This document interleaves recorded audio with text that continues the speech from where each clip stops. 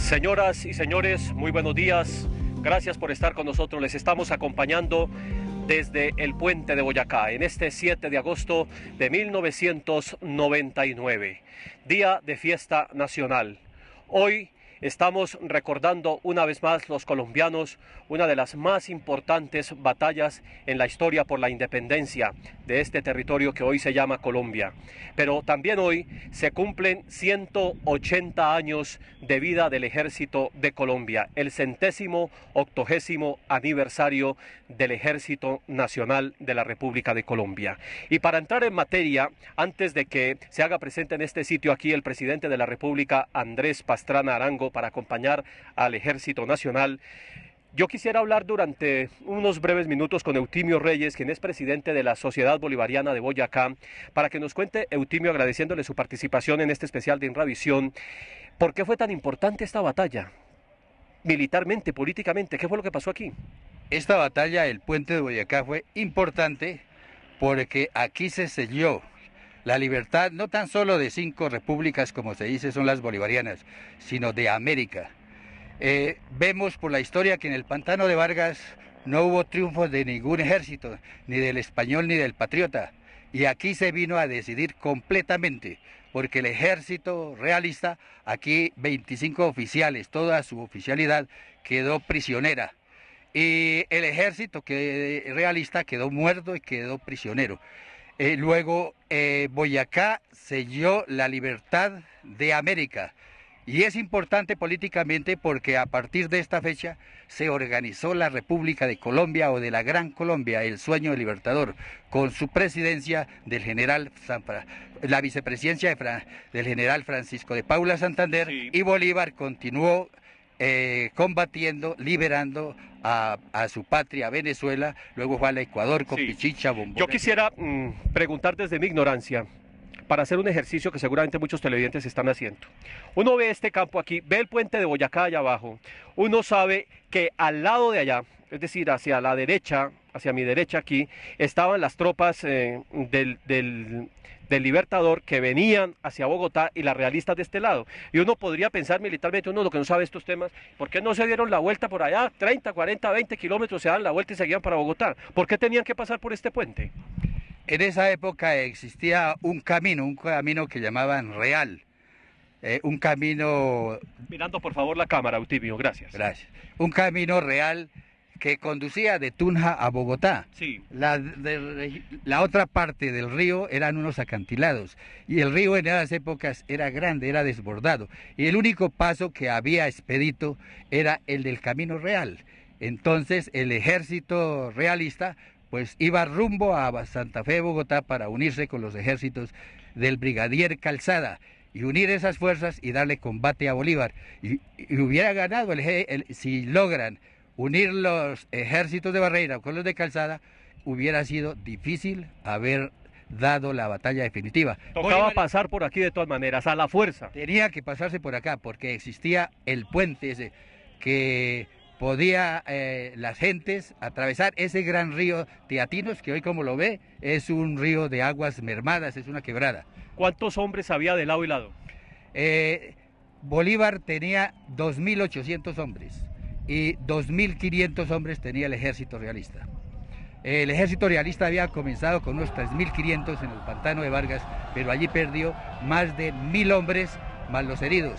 En cambio Bolívar, que dio la batalla del pantano de Vargas, tenía 2.500, pero con el reclutamiento de boyacenses y de gente de la región comunera se alistaron cerca de 3.200 hombres. Podríamos seguir hablando mucho sobre la batalla de Boyacá, pero para terminar en esta primera intervención con usted, Eutimio, ¿cuánto duró esta batalla? Esta batalla duró tan solo 3 horas, de las 2:30 de la tarde a las 5 de la tarde. Fue una batalla rápida porque los españoles estaban desprevenidos. Usted sabe muy bien que Bolívar colocó un centro de inteligencia, de espionaje en Tunja. Le sirvieron los limosneros. También había un personaje típico que era don Julián Garzón, que era muy amigo del gobernador español Loño. Sí. Y el gobernador Loño había salido para Paipa a unirse con las fuerzas de Barreiro. Y este tal Julián era muy amigo de Loño y se le ofreció a Bolívar para hacerle un oficio, dijéramos, de espionaje. Y fue, y el ejército está en Motavita, y Este hombre típico le llevó aguardiente, le llevó cosas y le esculcó toda la estrategia que tenía Barreiro. Barreiro manifestó en esos momentos. El helicóptero no nos deja un poco, pero ya seguimos. Barreiro le manifestó que no atacaría a Bolívar en Tuna, sino que iría directamente a Santa Fe de Bogotá. Mientras tanto, Julián Garzón le dijo que Bolívar estaba en Tuna bailando, que estaba muy feliz y estaban celebrando los 280 años de fundación de Tuna y que él estaba muy ocupado, que le gustaba mucho la fiesta, el baile, y Barreiro, creyendo eso, emprendió entonces su marcha por detrás del Alto de San Lázaro rumbo a Bogotá. Sucedió hace 180 años esa batalla tan importante y estamos ahora con un invitado, está el doctor Julio Barón Ortega, vicepresidente de la Academia de Historia y presidente de la Sociedad Nariñista de Bogotá. Doctor Barón Ortega, ¿cuáles fueron esos antecedentes de la campaña libertadora? Los antecedentes de la batalla de Libertadora fueron desde 1781, el impacto que se hizo en el Socorro con el movimiento libertador de entonces, propiciado especialmente por los socorranos, lo que fue importante y definitivo para iniciar en esa época el deseo de libertad. Posteriormente vienen las batallas de Nariño, que hermosamente abrió el portalón, digamos, de lo que fue realmente nuestra libertad nacional, víctima de tantas persecuciones que por eso no alcanzó a acompañar al Libertador posteriormente. Luego vienen las batallas de Venezuela y las batallas de los llanos de Casanare, en donde Bolívar alternativamente es derrotado por Morillo y por algunos otros jefes realistas en su patria venezolana. Y ya se acerca el año de 1818, cuando define con el ejército granadino que orientara Francisco de Paula Santander en los límites precisamente sobre nuestra tierra araucana, dar mutuamente, unificar el ejército libertador y empezar lo que podemos decir la campaña heroica. Bueno, doctor, dentro de esas múltiples personalidades que estuvieron acá hace 180 años estaban las mujeres, quienes jugaron definitivamente un papel muy importante en todo esto de la batalla del Puente de Boyacá. Indudablemente la mujer fue una base heroica y hermosa, empezando por las santanderianas, empezando, si se quiere, el heroísmo de Policarpa Salabarrieta. Eso contagió mucho a la mujer boyacense y a la mujer santanderiana, empezando por Manuela Beltrán, digamos, desde la época comunera. Nuestras mujeres llaneras, nuestras mujeres venezolanas, nuestras mujeres boyacenses se distinguieron trabajando al pie del ejército libertador con el título honroso de las Juanas. Ellas hicieron lo mejor para darle el ímpetu y el respaldo a nuestro ejército, porque realmente en horas de angustia y de preocupaciones fueron el estímulo, el acicate y la honra para el ejército de poder superar tantas dificultades, especialmente por la heroína Naray de Socha, quien fue la que primero se desvistió, digámoslo así, para entregar su pañolón y su camisa al comandante del ejército nuestro en esa inolvidable e histórica ciudad. Definitivamente este es un sitio lleno de historia, pero ya se acerca el presidente, ya llegó en el helicóptero de la FAC 005.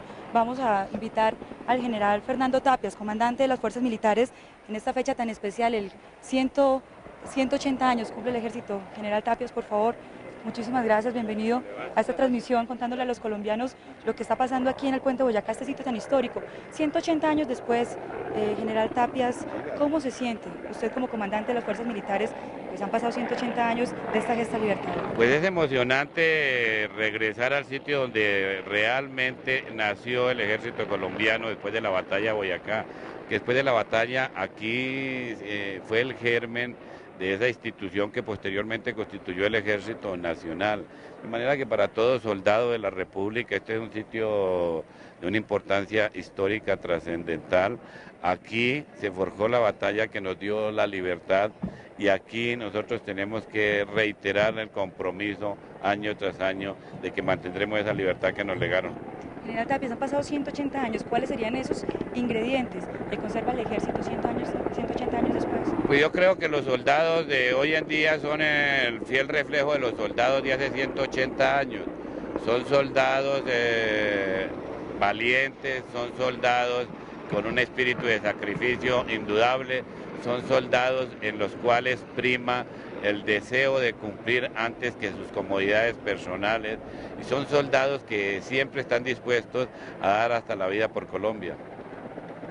General Tapia, ¿usted cómo se siente como comandante de las fuerzas militares en este 80º centenario del ejército colombiano? Pues siento que estamos en una época crucial para el país y en una época crucial para mantener la soberanía y la vigencia de las instituciones. Crucial porque en este momento estamos siendo atacados por muchas formas de violencia y se requiere el concurso de los ciudadanos, de todos los colombianos, rodeando a sus fuerzas militares para que ellas puedan salir adelante e indudablemente al lado de ellas el país. General Fernando Tapia, muchísimas gracias, pero definitivamente este puente de Boyacá encierra muchísima historia. Vamos a escuchar un poco más de historia porque han pasado muchísimas cosas acá, ¿no, general? Sí, indudablemente han pasado y siempre será un hito de nuestra historia, pero siempre aquí recordaremos cómo un puñado de valientes nos dieron la libertad y cómo tenemos el compromiso de mantenerla. Bueno, entonces, Carlos Chica, siga usted con más datos históricos que tiene usted sobre este hermoso sitio que es el puente de Boyacá. Así es, Jimena, y vamos a hablar de Pascasio. Me ha costado mucho trabajo aprenderme este nombre, Pascasio, pero uno siempre habla de Santander, uno habla de Bolívar, uno habla de Antonio Nariño, uno habla de Camilo Torres, habla de los grandes prohombres, pero de Pascasio a uno en la escuela, Eutimio, casi no le dicen nada. Tiene que uno que venir a cubrir un acto periodísticamente como este para casi que enterarse que este señor Pascasio es un personaje definitivo en la historia de la batalla de Boyacá. ¿Qué fue lo que hizo este hombre y quién era Pascasio? Sí, realmente estos héroes anónimos del pueblo quedan en el anonimato. Únicamente se destacan los grandes hombres, los generales, los que llevan los laureles de las victorias. Pedro Pascasio Martínez era un niño tan solo de 12 años, que Bolívar prácticamente lo reclutó en Cerinza, o los padres don Mercedes Martínez y doña Concepción Rojas se lo entregaron al Libertador para que le sirviera de ordenanza, es decir, le cuidara los caballos. Y este muchacho entonces presenció la batalla del Pantano de Vargas y lo hago aquí en Puente de Boyacá. Bolívar le tenía el encargo que tan pronto terminaran las batallas, le llevara los caballos. Sí. Y entonces el muchacho con el negro José, un llanero de 19 años, se fueron a buscar el muchacho que estaba en esta región sur, Sí. de las Piedras de Barreiro, que hoy se llaman. Sí. Y allí divisaron que dos hombres se movían en la maleza debajo de una gran piedra. Y el negro José mató a un subalterno, a una escolta, dijéramos, de Barreiro, y Pedro Pascasio Martínez intimida a Barreiro con su lanza que lo hiere en la garganta, porque Barreiro tenía una gran coraza. ¿Es cierto que Pascasio fue sobornado por el general Barreiro? De ninguna manera, lo contrario. Sí, fue sobornado, Barreiro lo quiso sobornar. Le quiso entregar una faja de onzas, ¿no? Que los generales españoles cargaban una gran faja y le dijo, tenga esta faja de onzas y suéltame, déjame libre, porque yo soy el general Barreiro. Y el niño con toda entereza, recordando la educación de sus padres, ese sentido que tenían de honradez, entonces le dijo, siga conmigo o lo arreamos. Y así fue como unos instantes después, Pedro Pascasio Martínez entregó a Bolívar al general Barreiro. Bolívar estaba muy enfadado por la tardanza de su caballo llamado el Muchacho. O sea, Pascasio hoy por hoy es el prohombre, el prototipo de la lealtad, de la honestidad en un ejército cualquiera. Buena esa por Pascasio, cuyo busto ha sido justamente colocado aquí muy cerca del puente de Boyacá. Y vuelvo contigo, Jimena, porque vamos a tener un breve diálogo con el ministro de la Defensa, quien está allí muy cerca al sitio donde te encuentras en el puente de Boyacá. Veo que allá llega el ministro a 300 metros, lo estoy viendo abajo allá donde tú estás con el ministro. Adelante, Jimena. Claro que sí, Carlos, además que usted tiene una hermosa vista desde allá. Tenemos entonces acá al señor ministro de Defensa. Señor ministro, muy buenos días, el doctor Luis Fernando Ramírez. Doctor Ramírez, ¿qué significa para usted el presenciar este aniversario, el número 180 del Ejército? Sí, realmente es muy satisfactorio estar aquí en el puente de Boyacá celebrando y conmemorando este 180º aniversario de la fiesta del Ejército en un momento, en una coyuntura en la cual quisiera resaltar primero que el Ejército colombiano tiene hoy en día en la percepción de los colombianos, es percibido como la segunda institución con mayor favorabilidad después de la Iglesia. Este es un trabajo muy importante que quiero resaltar porque el Ejército, que en sus épocas ha tenido una imagen desfavorable, ha venido trabajando arduamente y realmente quiero decir que es el Ejército del pueblo y que en esta coyuntura difícil que afronta el país tiene en su ejército y en sus fuerzas militares una institución profesional que se está modernizando, que se está reestructurando y que sin duda va a responder a las necesidades de este país. En segundo lugar, en medio de este proceso de paz que adelanta el gobierno nacional, también es importante señalar que de acuerdo con las últimas encuestas de opinión pública que se han realizado, el Ejército y las fuerzas militares son percibidos por la opinión pública como los más sinceros y los más transparentes en el proceso de paz.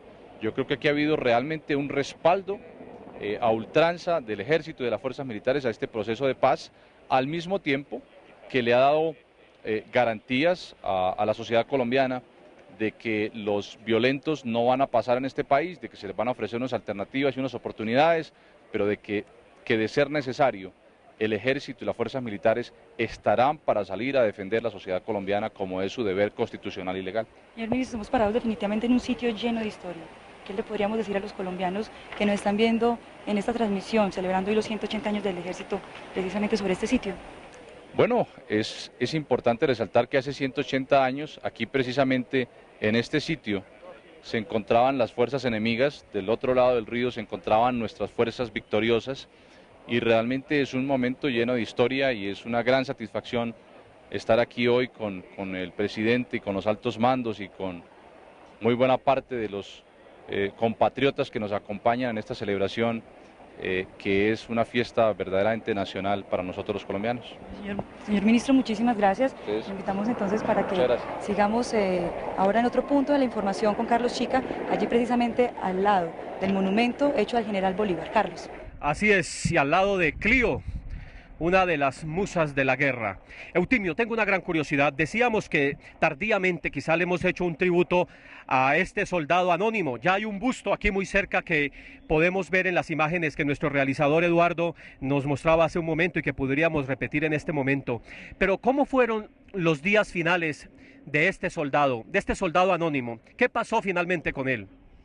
Él, después de la campaña de Boyacá, siguió hacia el sur, pero no se sabe los motivos por los cuales lo licenciaron en Honda, y él regresó entonces a su patria.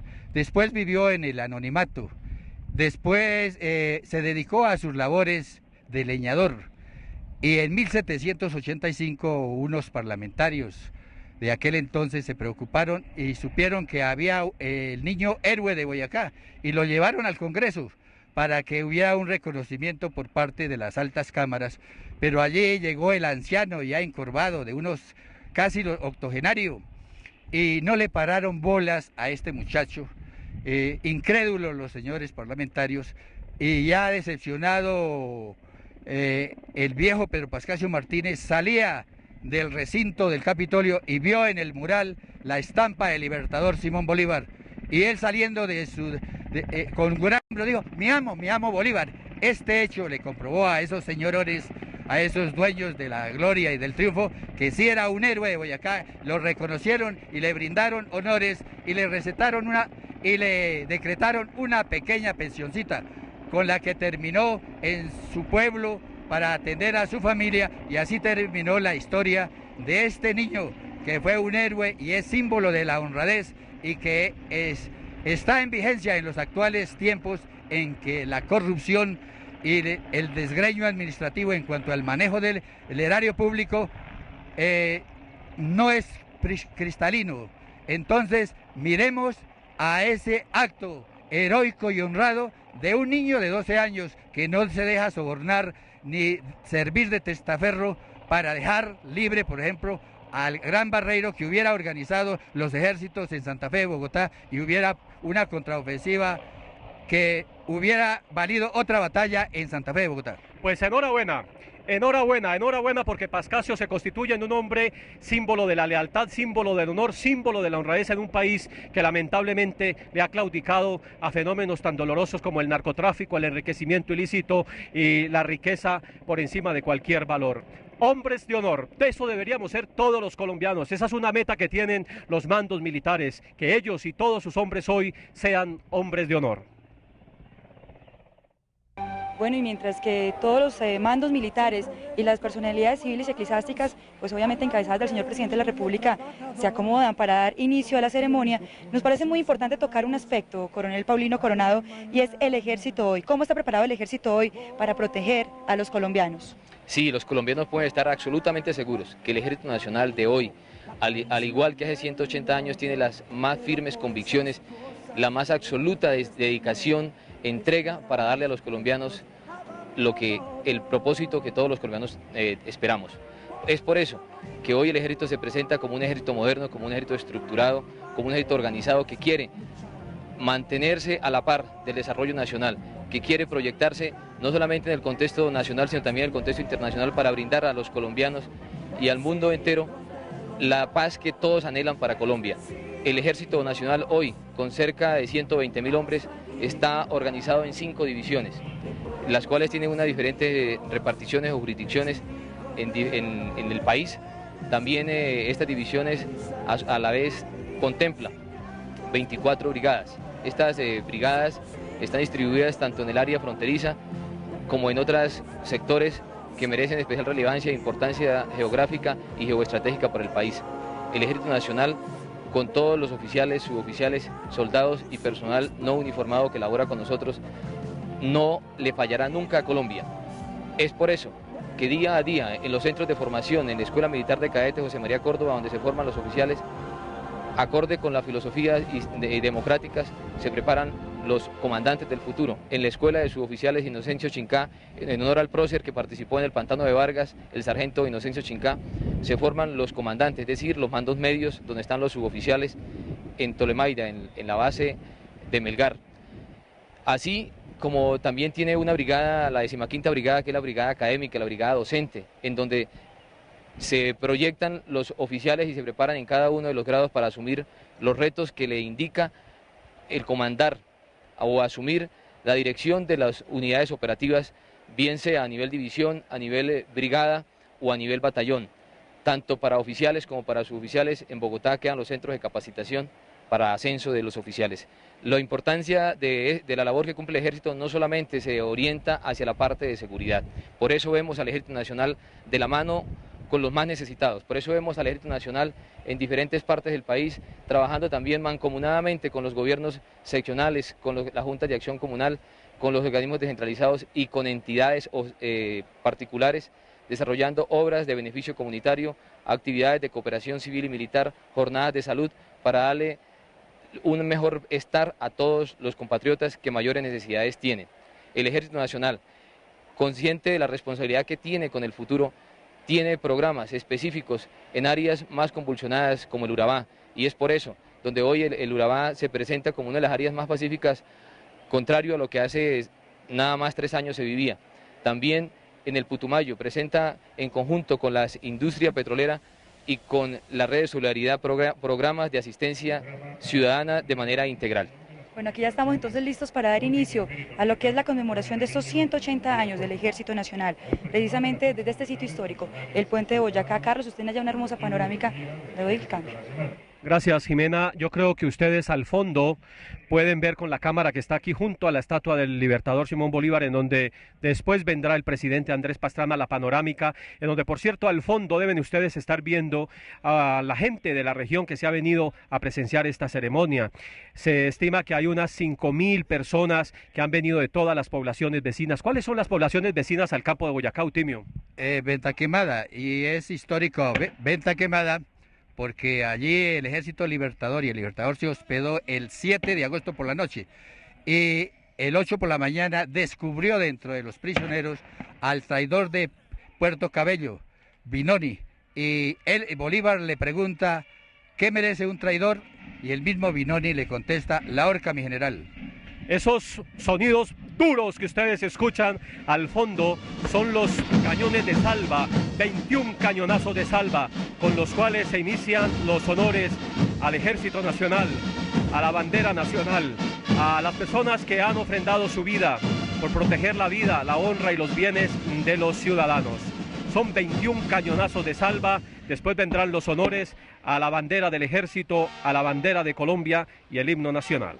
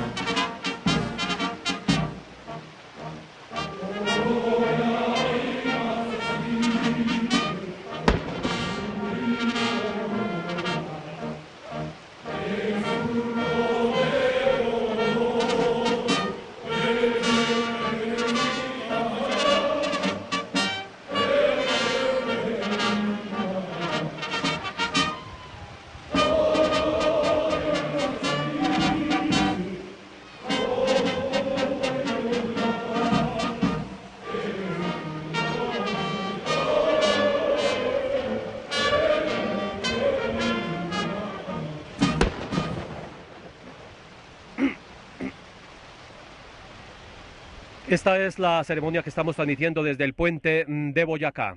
Una transmisión especial de Inravisión hoy 7 de agosto de 1999 con ocasión de cumplirse hoy el 180º aniversario de la creación del Ejército de Colombia. Vamos a escuchar ahora otros honores militares y Jimena con el coronel Coronado quizá nos puedan ilustrar sobre el sentido de estos himnos, el himno al Ejército Nacional, el himno al soldado, este tipo de ceremonias que a veces para nosotros los civiles que no hemos prestado servicio militar pueden resultar bastante incomprensibles. Jimena, sería interesante que en el momento en que se cumplen estos honores podamos tener estos elementos de información para los televidentes que nos acompañan en esta transmisión vía satélite desde el puente de Boyacá. Sí, precisamente, Carlos, acá estamos con el coronel Coronado observando esta ceremonia y él está dispuesto a hacer todas esas explicaciones sobre los honores y sobre este tipo de actos que se hacen en este tipo de ceremonias y más una ceremonia tan importante como los 180 años del Ejército Coronel. Sí, realmente como algunos pueden suponer, este es un acto netamente protocolario, pero tiene un gran significado, tiene una gran trascendencia en todos y cada uno de los miembros de la institución y también para los colombianos. Ahora, cuando están rindiendo los honores al presidente, significa que todas las tropas, todos los miembros de la institución armada, de la fuerza pública de Colombia, le rinde obediencia, le acepta los preceptos establecidos en la Constitución Nacional de subordinación al presidente de la República, y por eso todos los estandartes rinden honores, los estandartes de las unidades, que son la representación de todos y cada uno de los oficiales, suboficiales, soldados y civiles que hacen parte de estas reparticiones, le rinden honores al presidente. Todas se inclinan a la imagen, a la presencia del señor presidente. La única que no se inclina es la bandera de cada una de las unidades, porque representa la patria misma. Por encima de la patria misma, como todos los colombianos sabemos, la soberanía de Colombia está representada en la fuerza pública, dada en representación de la bandera que encierra todos y cada uno de los símbolos patrios de Colombia. Por eso, los honores que se contemplan y que están desarrollando en este momento encierran todo este gran significado. El presidente, con máxima autoridad reconocida por los mandos militares y todos los miembros de la fuerza pública, aceptan subordinación y están conscientes de la responsabilidad y listos a acatar cualquier instrucción que el señor presidente de la República pueda emitir.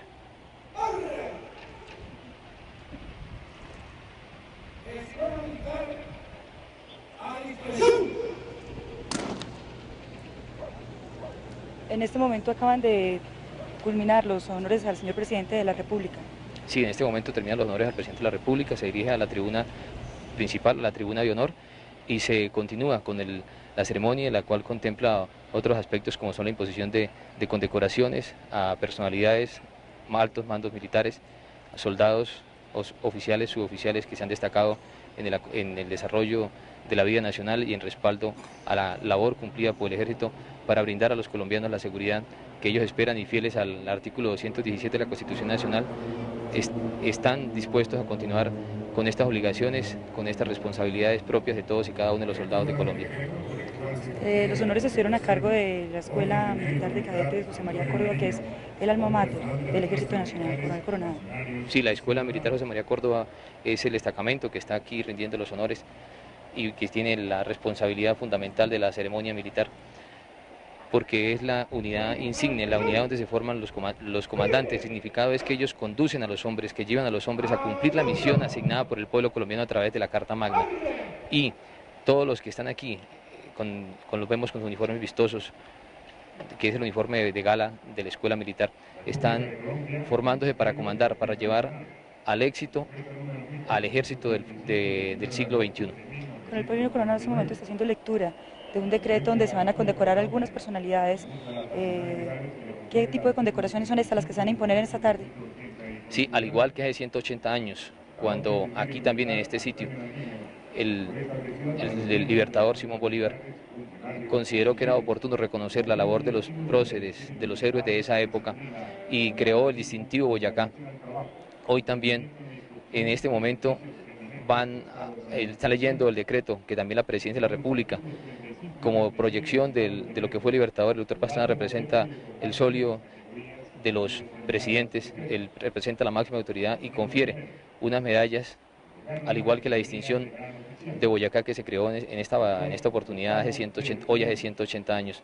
Se están leyendo el decreto en el que se confiere. Escuchemos entonces el nombre de las personalidades que van a ser condecoradas con esta orden.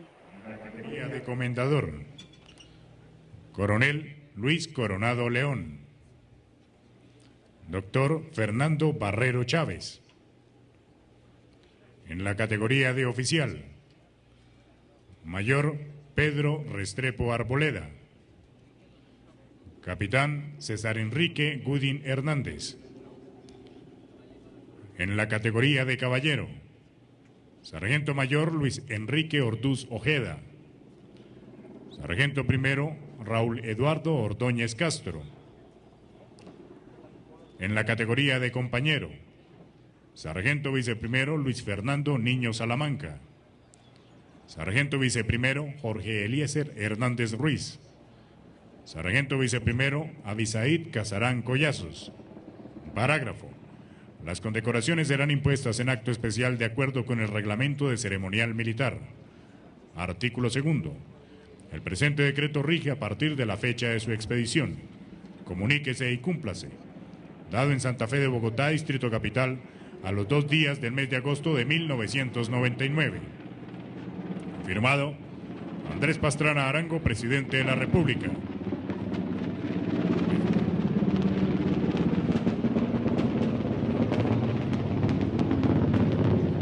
Luis Fernando Ramírez Acuña, Ministro de Defensa Nacional. Imposición de las condecoraciones.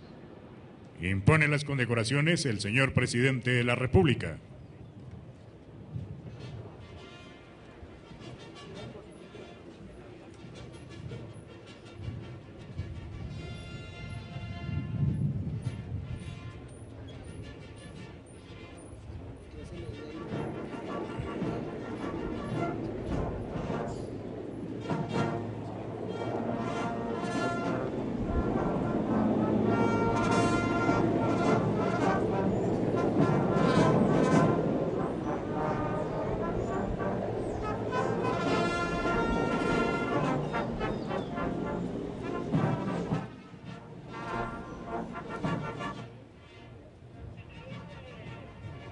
Coronel Paulino Coronado, ¿cómo se hace ese ascenso de los coroneles, los altos mandos, cómo se escogen los hombres que comandan el Ejército Nacional? Sí, en este momento estamos viendo que hay un paso dentro de la estructura militar en la que se distinguen, se les reconoce el esfuerzo, la dedicación, el entusiasmo que cada uno de los oficiales y suboficiales manifiesten dentro de su trabajo para seguir en la carrera militar. Ahora están imponiendo la medalla Antonio Nariño a unas personalidades, algunos oficiales y suboficiales. Ellos son una representación, así como tantos colombianos existen y que trabajan por la grandeza de Colombia, por el desarrollo de nuestro país, para el mejor estar de todos los colombianos. El ascenso de los oficiales y suboficiales se hace mediante un estudio exhaustivo de cada una de las hojas de vida, de cada una de las ejecutorias, tanto en la vida personal como en la vida profesional. Aunque algunos asumieran que el estudio de la vida personal no contempla la parte profesional, dada la responsabilidad que implica el comandar, el dirigir, el llevar a hombres al cumplimiento del deber, a hombres al campo de combate, que están dispuestos a cumplir día a día el juramento de bandera que todos los soldados hemos hecho, compromete la vida personal y lleva a que se analice el comportamiento, la responsabilidad, las condiciones que cada quien durante el transcurrir de su carrera, entre el transcurrir de su vida, ha ido formándose para ser cada día mejor colombiano, mejor comandante y decidir de la mejor forma cómo cumplir las responsabilidades asignadas al ejército, a los soldados de Colombia, para darles a todos los colombianos, darle al país lo que todos y cada uno anhelan. Por eso, el estudio que se hace cuando se entra a la escuela militar, a la escuela militar de cadetes o a la escuela militar de suboficiales, es un estudio que contempla visitas a domiciliarias, en donde se estudia la proveniencia de cada uno de los futuros comandantes de la institución. Y así en cada uno de los pasos se hace un estudio, no solamente de la parte militar, sino también de la parte personal, y es lo que se lleva detenidamente y que todos los soldados cuidamos y esperamos preservar, que es nuestro folio de vida. Esto porque realmente la institución, como pilar de la democracia colombiana, el Ejército Nacional, con la gran responsabilidad que encierra, debe tener los mejores hombres, para que tengan la gran responsabilidad, el gran poder que dan las armas, que son las armas del país, las armas de la República que nos ha confiado el pueblo colombiano. Bueno, esas son algunas de pronto de las inquietudes que todos los televidentes que observan a esta hora en vivo e indirecto la transmisión desde el puente de Boyacá se hacían. Vamos a otro punto de la información con Carlos Chica. Sí, yo quisiera, Eutimio, que usted nos comente brevemente al general Bolívar, ¿quién lo nombró general? Porque pues uno no sabe cómo llegó a la general, ¿de dónde salió el general Bolívar? El título de general se lo dio el Congreso Granadino, que en aquel entonces se reunía en la ciudad de Tunja, cuyo presidente era Camilo Torres. Cuando Bolívar llegó en 1814 a rendir informes sobre sus acciones en Venezuela, entonces Camilo Torres, en un discurso encendido y muy elocuente, le dio el título de general. ¿A los cuántos años fue general Bolívar? A los 31 años. Hoy en día un general, pues muchísimo más tiempo, ¿no es cierto? Mucho más tiempo un general. ¿A los cuántos años es general un hombre hoy en las fuerzas militares, Jimena? Sí, Carlos. ¿Cuántos años es general hoy un oficial del ejército? Coronel Coronado, la inquietud que nos plantea Carlos Chica es ¿a qué edad se hace general, un oficial? Para llegar al grado de general se requieren más de 30 años de vida militar. Durante el ingreso a la escuela militar, que lo hace uno siendo casi un niño, porque lo hace uno a una edad muy corta, cuando realmente se es muy joven, cuando está iniciando la vida y consciente de las responsabilidades, se escoge ser oficial, se escoge ser suboficial. Los oficiales llegan al grado de general, los suboficiales llegan al grado de sargento mayor, que es la máxima aspiración que tienen cada uno en su jerarquía, pero todos unidos, oficiales y suboficiales en sus responsabilidades, en sus especialidades, trabajan por la grandeza de Colombia. Los generales adquieren esta posición en su grado de brigadier general después de haber ascendido de subteniente, teniente, capitán, mayor, teniente coronel, coronel. Llegan al grado de brigadier general. Este grado pueden ser comandantes, pueden desempeñarse como comandantes de brigada o también como comandantes de división. Las comandantes de brigadas tienen a su cargo unos batallones y las divisiones tienen a su cargo unas brigadas. Normalmente la organización o la estructura del ejército es triangular, es decir, cada batallón tiene 3 compañías de choque, una unidad de apoyo.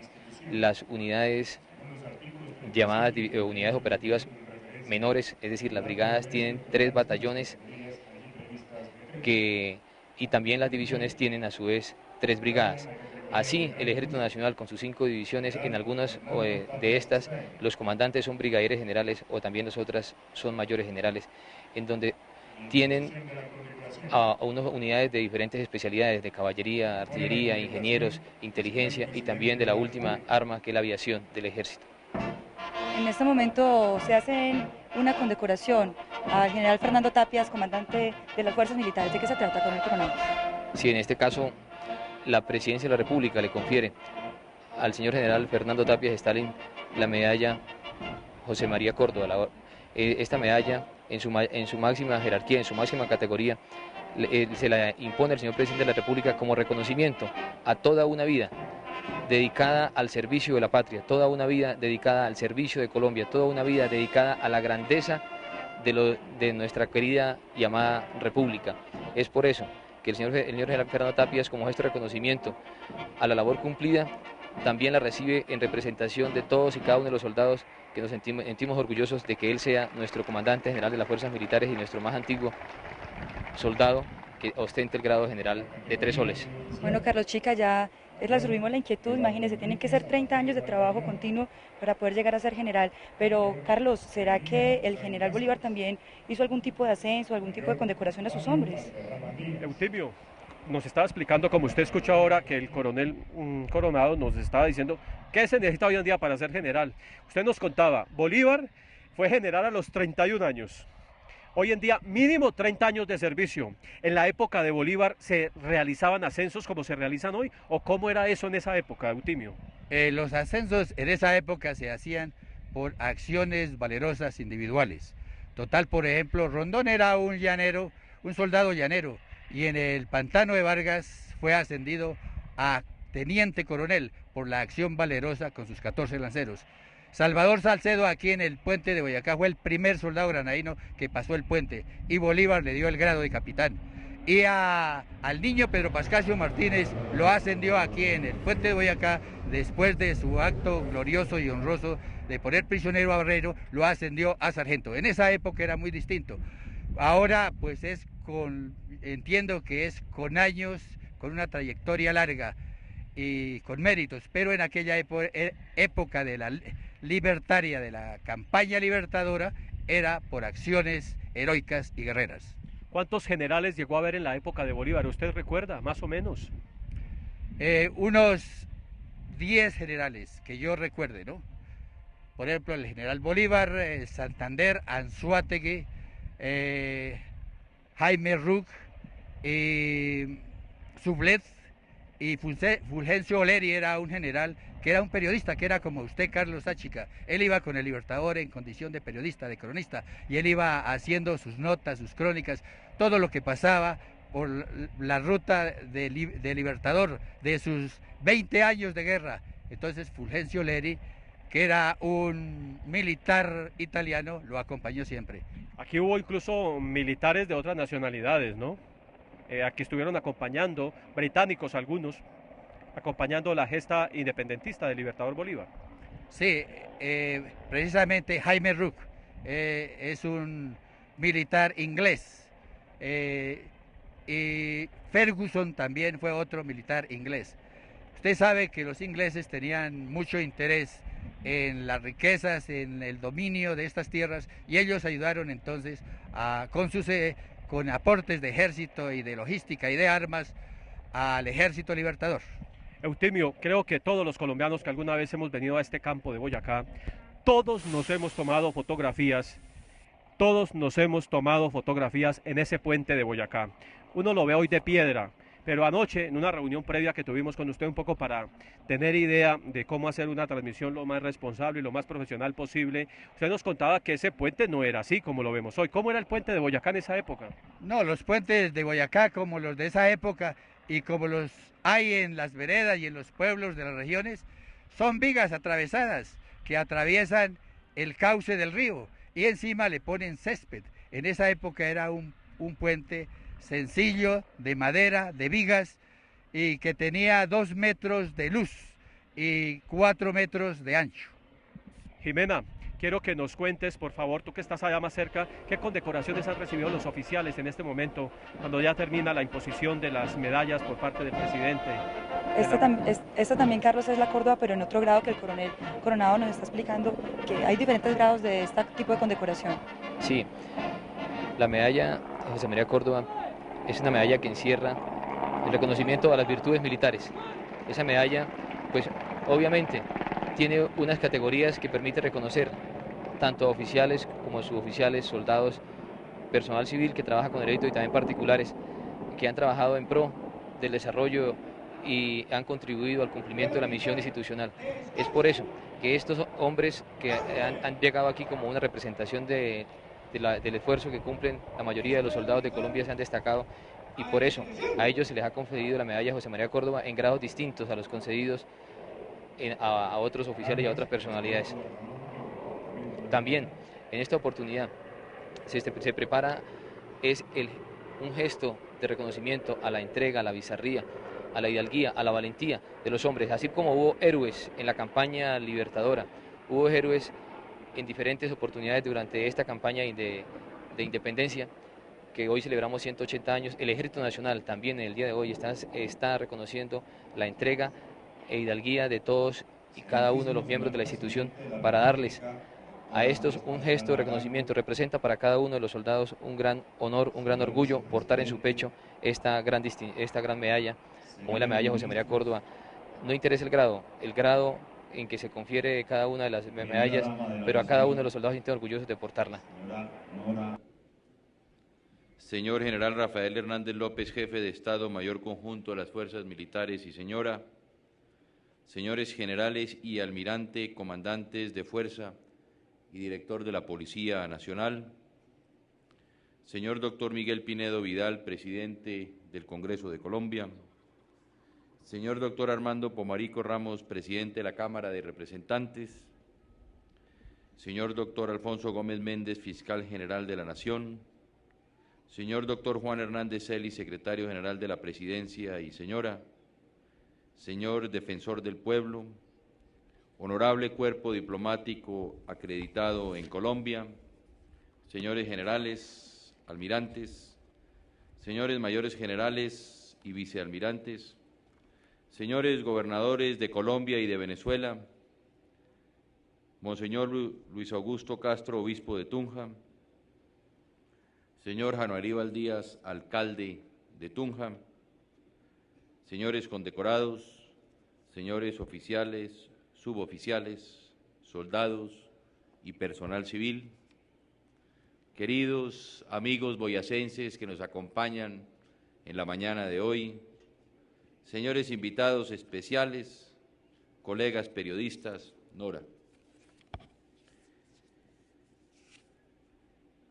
Me dirijo al país en el aniversario de la libertad de Colombia investido con la autoridad presidencial que he recibido del pueblo colombiano, en cuyo nombre y atendiendo su mandato, he asumido la búsqueda de una paz duradera entre compatriotas y hermanos.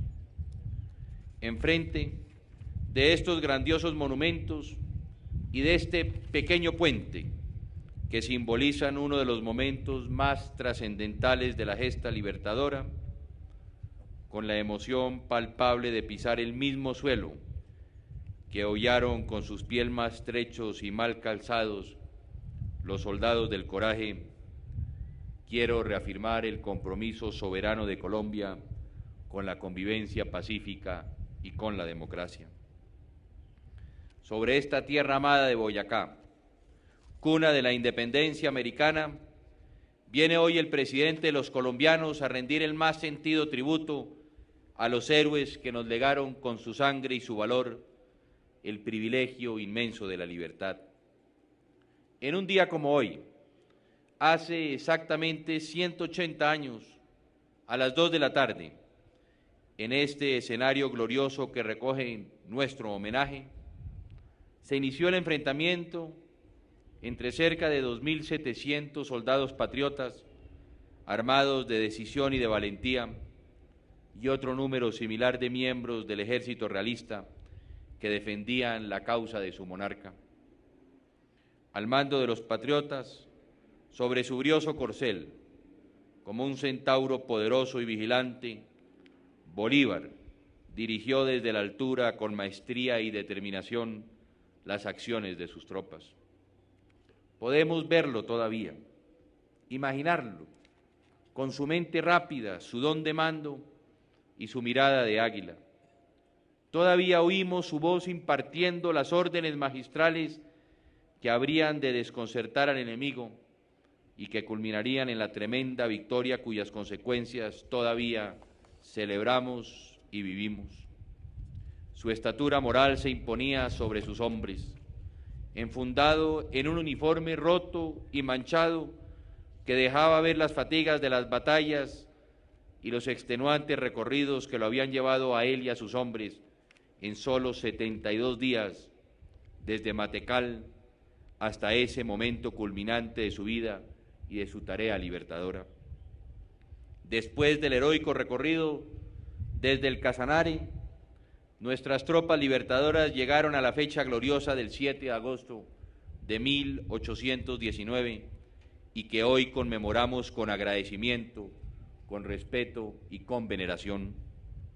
En tan solo 2 horas de intensos combates, el destino de Colombia y de América quedó sellado con la victoria contundente de las tropas libertadoras. Hoy presentamos homenaje de gratitud a los héroes de Boyacá, que comandados por Bolívar hicieron posible el sueño de la libertad.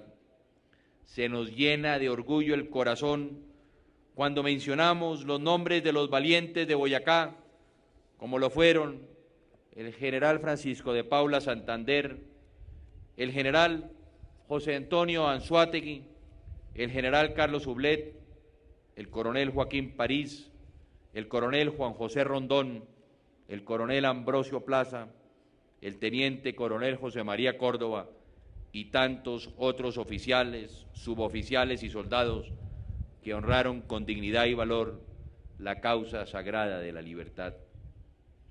Hace 180 años, en estos campos de gloria, el ejército patriota libró la batalla decisiva de la independencia.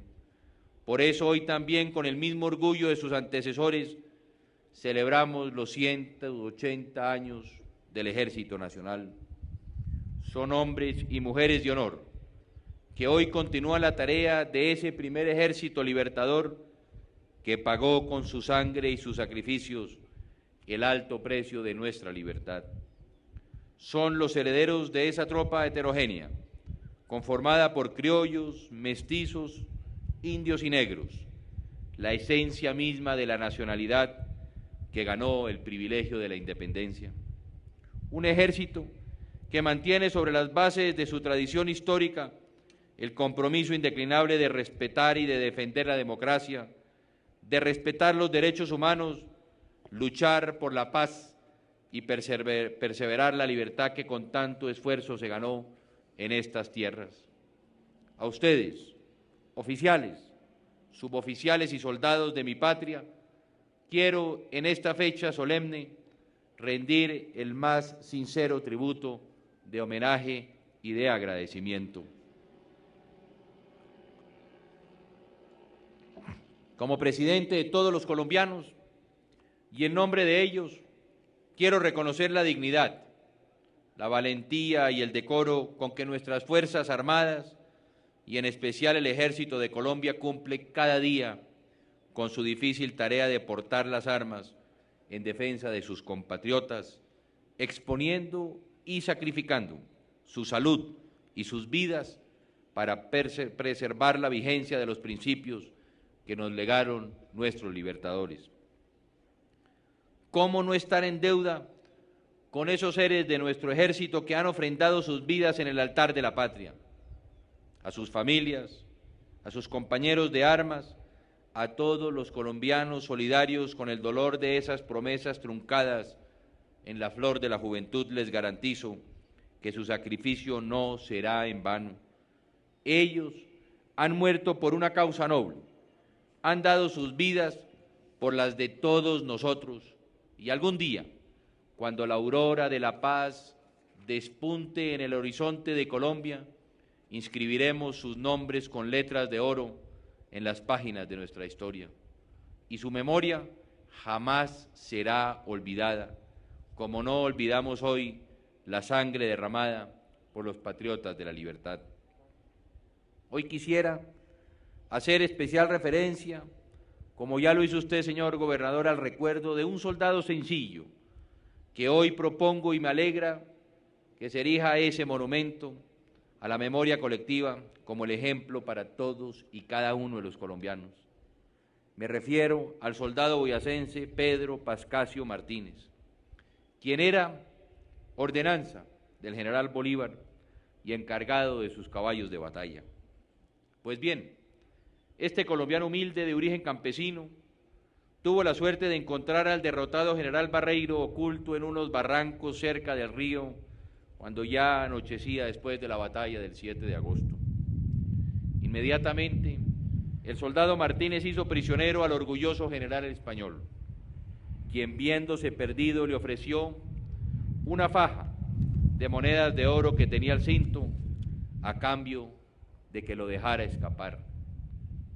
Yo soy el general Barreiro, toma y suéltame, le dijo al abatido militar, a lo que indignado Martínez le respondió en su léxico campesino: siga adelante, si no lo arriamos, y lo condujo a la presencia de los líderes patriotas. En estos momentos, cuando sentimos en carne propia los nefastos efectos de la corrupción y del narcotráfico que generó la cultura del dinero fácil, ¿cuántos Pedros Pascasios Martínez necesitamos? Hombres puros,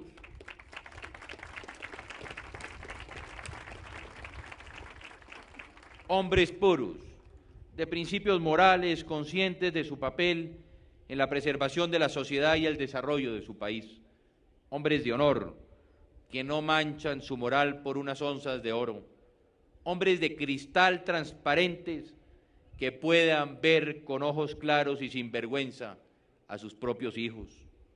Yo creo en la honradez y siento la solidaridad de la inmensa mayoría de los colombianos, herederos morales del soldado Pedro Pascasio Martínez. A ellos acudo para que continuemos y avancemos aún más en los propósitos de transparencia y en la lucha contra la corrupción en la que está empeñado mi gobierno. Hace un año, cuando asumí ante Dios y el pueblo colombiano la enorme responsabilidad de dirigir su destino, me comprometí con la recuperación de los valores de la sociedad y con la persecución de los corruptos y el rescate de la honradez públicas. Pero todos los esfuerzos serán vanos si no van acompañados de una voluntad de colaboración y denuncia por parte de todos y cada uno de los colombianos, porque los corruptos se alimentan del silencio y las sombras, pero nunca podrán triunfar bajo la luz del sol. Por eso este día, a pocos pasos del lugar donde el soldado Pedro Pascasio Martínez hace 180 años rechazara el soborno ofrecido por el general Barreiro, quiero invitar a todos mis compatriotas a convertir su figura en un ejemplo de lo que debe ser la conducta intachable de los colombianos.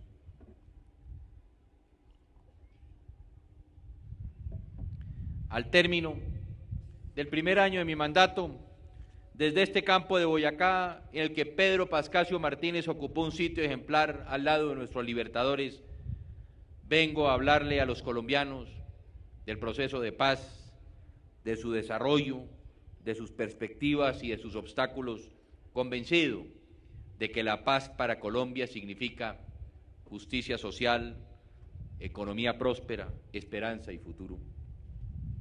Si algo puede definir los últimos 12 meses de gobierno es la generosidad manifiesta contra viento y marea en el proceso de búsqueda de la paz. La palabra empeñada y la buena fe son, sigo convencido de ello, las exigencias mínimas de un pueblo a su gobernante, porque el compromiso con el futuro se construye sobre la base de la confianza y con el cimiento único y duradero de la verdad. El pacto para un mañana debe hacerse sobre la base de un denominador común de concordia, de tolerancia, de respeto y de justicia social. La verdad del mundo de hoy no es otra que la verdad de los derechos humanos. La coincidencia universal sobre los entonces llamados derechos del hombre que engendraron la Revolución Francesa en torno de la libertad, de la igualdad y de la fraternidad, encendieron la llama de la independencia aquí en Colombia en la imprenta de don Antonio Nariño. El propio precursor habría de sufrir en carne propia la violación de los mismos derechos que propugnaba en nombre de los pueblos que luchaban por librarse del yugo de la tiranía. La coincidencia sobre los derechos humanos constituye, sin dudar alguna, la conquista más grande de la humanidad y la más sublime expresión del ser humano que aspira a una sociedad más justa, tanto en lo material cuanto en lo espiritual.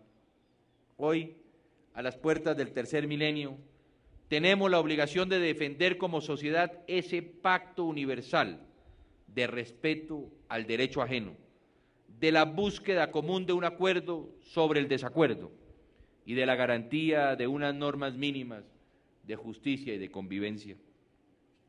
Hoy hablo de derechos humanos porque hoy es el día de la libertad que ellos inspiraron en los criollos, porque la vigencia de los derechos humanos hace 180 años, después de la batalla de Boyacá, no puede ser una simple cuestión de retórica. Se trata de una realidad atada a nombres, a hechos y a consecuencias palpables. Los derechos humanos son hoy, en Colombia, el nuevo nombre de la paz. El camino de la paz en Colombia es un camino sembrado de espinas, pero aún, a pesar de ello, es un camino también lleno de esperanzas. El 2 de mayo, junto a Manuel Marulanda, abrimos una trocha hacia la paz en el monte, en una mesa rústica, en un paisaje aislado de nuestra geografía. Se sentaron el presidente de Colombia y el jefe guerrillero. Por primera vez, en una historia que comienza a perderse en el tiempo, se le puso la firma a un acuerdo que garantiza abrirle la puerta de la paz de Colombia. Por primera vez, cara a cara, dos partes del conflicto comprometieron su palabra ante su país y ante la comunidad universal de naciones. Lo hicimos con la plena conciencia de que la paz se proyecta en últimas hacia un plebiscito nacional para refrendar un futuro con garantías y en concordia para Colombia. Cuando se escogieron las palabras y se fijó la mirada en el horizonte, no había más perspectiva que la de un país convencido de que la paz sin garantías no es paz y que la negociación sin ellas es apenas ejercicio estéril e irresponsable.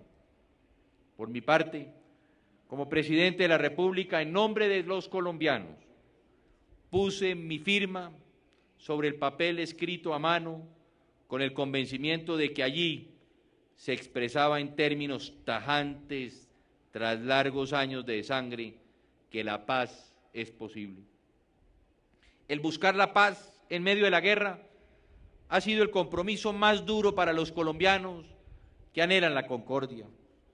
Es así como el proceso ha navegado a lo largo de este último año, flanqueado por halcones y palomas, con el norte indiscutible de la reconciliación. Sin embargo, a pesar del costo de dolor y sangre, se ha avanzado. Son precisamente estos avances los que quiero compartir con mis compatriotas, cuando vemos a millones de ellos inundando las calles del país en pacíficas pero airadas protestas en nombre de la paz por los derechos de la población civil hoy involucrada en el conflicto.